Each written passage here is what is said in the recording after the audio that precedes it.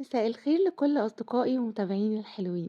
موضوعنا النهاردة عن الوقت، وهل الوقت بيعالج كل شيء ولا احنا اللي بنتأقلم؟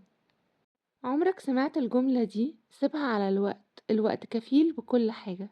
طيب خلينا نسأل سؤال بجد، هل الوقت فعلا بيعالج كل شيء ولا دي جملة بنقولها بس علشان نطبطب على نفسنا؟ خليني أكون صريحة معاكم من البداية، الوقت لوحده مش طبيب ولا دكتور ولا ساحر. هنا الوقت بيكون مجرد مساحة انت اللي يا اما بتتعالج جواها يا اما بتتعود على الوجع وخلاص. طيب انا بسمع ناس كتير بتقول ان الوقت بيعالج كل حاجة. ايه الكلام ده؟ في ناس بعد الازمات بتقول انا نسيت او انا قدرت اتخطى او انا بقيت كويسة الامور تمام.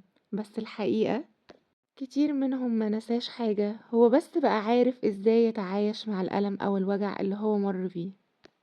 الفرق كبير جدا ما بين الشفاء وما بين التعايش.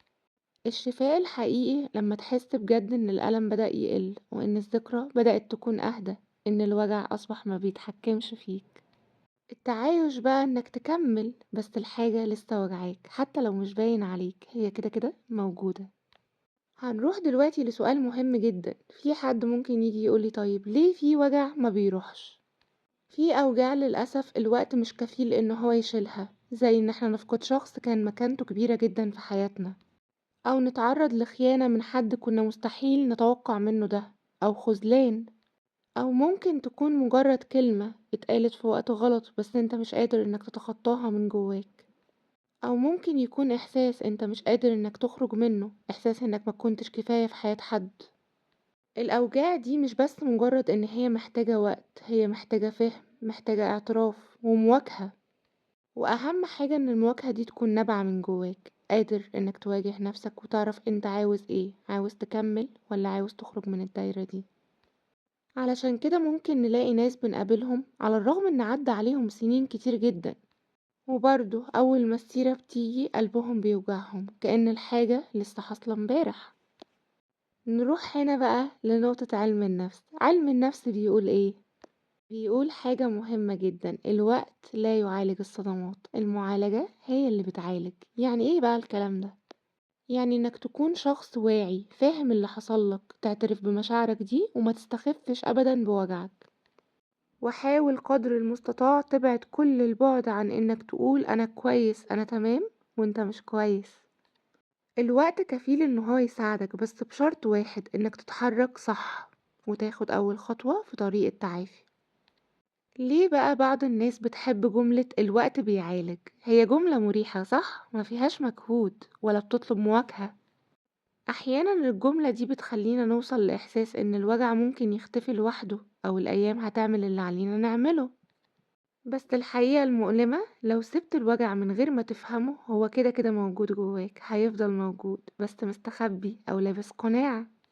امتى بقى نقول إن الوقت فعلا بيساعد؟ الوقت بيساعد لما تسمح لنفسك إنك تزعل وما تستعجلش أبدا التعافي، لما ما تقارنش وجعك بوجع غيرك، لما تتكلم بدل ما تكتم، ولما توصل لمرحلة انك تطلب المساعدة لو محتاج، ما تكبرش بوجعك ولا بألمك.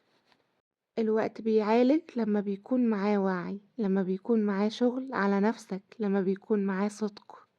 وقتها بس نقدر نقول ان الجرح بدأ يخف. هو اكيد مش هيختفي بس هيكون اهدى ان شاء الله وهتعرف تعيش.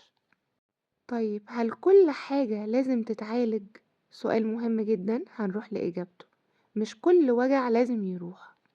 في أوجاع بتواجهنا أو مواقف بتواجهنا بتفضل جزء منا بس ممكن تغيرنا للأحسن وللأفضل، بتخلينا نوصل لمرحلة أعمق من جوانا، بتخلينا أهدى، أرحم بنفسنا وبالناس، وبنبدأ نفهم الحياة أكتر وأكتر. يعني نقدر نقول إن الوجع مش دايما بيكون عدو، أحيانا بيكون معلم جيد جدا بيعلمنا ازاي نكون أقوى وازاي نقدر نتخطى. هنروح دلوقتي للحقيقة اللي محدش بيقولها. الحقيقة هي إن الوقت ما بيعالجش كل شيء، هو بس بيعلمنا ازاي نعيش مع اللي ما تعالجش. وبيفرق قوي انت هتعيش ومعاك أسئلة كتير، هل انت منكسر ولا انت فاهم نفسك كويس ولا انت مدفون جواك وجع قديم. الخلاصة بقى من كل الكلام اللي احنا ذكرناه سابقا، اوعى تستنى الوقت يعمل كل حاجة او يعالج كل حاجة. الوقت محتاجك، محتاج شجاعتك، محتاج أكتر صدقك مع نفسك علشان تكون صادق مع الناس اللي حواليك. مهم جدا تكون صادق مع نفسك ومتقبل مشاعرك، عارف ان هي جزء منك وإنها مرحلة، وإن شاء الله بإذن الرحمن هتتخطاها. بس محتاج إنك تسند نفسك بنفسك بشوية أساليب وشوية أساسيات مهمة جدا. خليك صريح جدا مع نفسك ومع إجاباتك. اسأل نفسك، هل أنا فعلا اتعافيت ولا أنا بس كبرت على الوجع؟ ولو لسه في حاجة بتوجعك حصلت قبل كده، ده مش ضعف منك أبدا، دي إنسانية ومشاعر لازم تتقبلها. مرحلة وهتقدر تتخطاها إن شاء الله. تعالوا كده نروح لحاجة بمنتهى الهدوء. خليني أقولكم، مش كل وجع لازم يختفي، ومش كل ذكرى لازم تموت جوانا، ومش كل حزن علامة إنك شخص ضعيف. احنا اتربينا واتزرع جوانا ان احنا لو صدقنا ان الوجع لسه موجود يبقى احنا متعافيناش، ولو افتكرنا يبقى رجعنا تاني لنقطة الصفر. بس خليني أقولك بقى ان كل ده مش حقيقي. في وجع بيفضل معاك مش علشان انت شخص ضعيف، لكن ممكن علشان التجربة كانت حقيقية. الوقت بقى هنا ما بيشيلش كل حاجة، بس بيكشف انت بقيت قد ايه بعد كل اللي حصلك، اتعلمت ايه وبقيت ايه، فهمت نفسك قد ايه.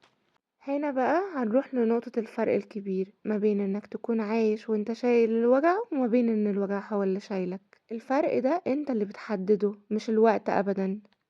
يمكن دلوقتي وانت بتسمعني في حاجة جواك ما زالت بتوجعك، حاجة كنت فاكر ان هي خلاص خلصت بس لسه بتقرص اول ما بتفتكرها. عايزة اقول لكم ده شيء طبيعي جدا، ده مش رجوع، ده بس بيكون مجرد مرور. مرحلة الشفا عمرها ما كانت خط مستقيم او خط متوقف على مرور وقت. الشفا دايرة بنلف وبنرجع تاني، بس كل مرة بنرجع اهدى شوية واوعى شوية، وممكن نرجع اقوى بكتير، بس ده متوقف على اختيارك وقرارك انت. اوعى تضغط على نفسك او تقول انا المفروض اكون احسن من كده. كل واحد وليه توقيته وليه طريقته الخاصة، ليه جرحه اللي مر بيه محدش يعرفه غيرك انت. هنا بقى القوة الحقيقية مش انك بس مجرد تنسى، القوة انك تفتكر من غير ما تنهار. حتى لو حسيت ان الوقت عدى وانت لسه واقف مكانك، يمكن مش محتاج وقت زيادة، ممكن محتاج انك تسامح نفسك او تقبل اللي حصل، وتكون واصل لمرحلة التصديق مع النفس انك عملت كل اللي تقدر عليه وقتها. احنا اللي ممكن نقسى على نفسنا اكتر من اي حد قسى علينا، ونستغرب ليه مش بنخف، ليه واقفين مكاننا. فلو السؤال ده لسه في بالك، هل الوقت بيعالج كل شيء؟ الإجابة الصادقة طبعا لأ. الوقت لوحده مستحيل يعالج كل شيء. الوقت مع الوعي ممكن، مع المواجهة، مع الرحمة بنفسك. وأتمنى إنك تفتكر دايما انت مش شخص متأخر ولا معيوب ولا ضعيف، انت إنسان عدى بكل حاجة وجعته وبيحاول يكمل. بيحاول يكمل لأن الوقت علمه الصبر، وفي ناس اتعلمت السكوت. والفرق بقى هنا مش في السنين، الفرق الحقيقي في اللي حصل جوه السنين. الوجع اللي ما اتعاش صح الوقت بيكبره، والوجع اللي اتفهم الوقت بيقدر يهديه. علشان كده مش كل اللي عدى عليه زمن خف، في ناس خفت بجد علشان قدرت تواجه. هنا بقى الوقت ما كانش عدو، هو كان منقذ. الوقت هنا كان شاهد وانت كنت القرار. هل تهرب بوجعك بسكوتك، ولا انك تقول ان هو ما كانش مهم؟ وهو مهم. الوجع بيخف لما بتقف قدامه حتى لو كنت خايف. المواجهة الحقيقية مش انك تبقى قوي وخلاص، المواجهة الحقيقية انك تكون صادق وصادق مع نفسك علشان خاطر تقدر تتخطى. المواجهة في وقتها ممكن تكون بتوجع، بس الوجع اللي بيجي مع المواجهة صدقني اخف بكتير. الوجع اللي بيتأجل هو اللي بيكبر مع الوقت. وفي الاخر خليني اقول لكم، مش كل اللي واجه ارتاح، بس كل اللي ارتاح واجه صدقني.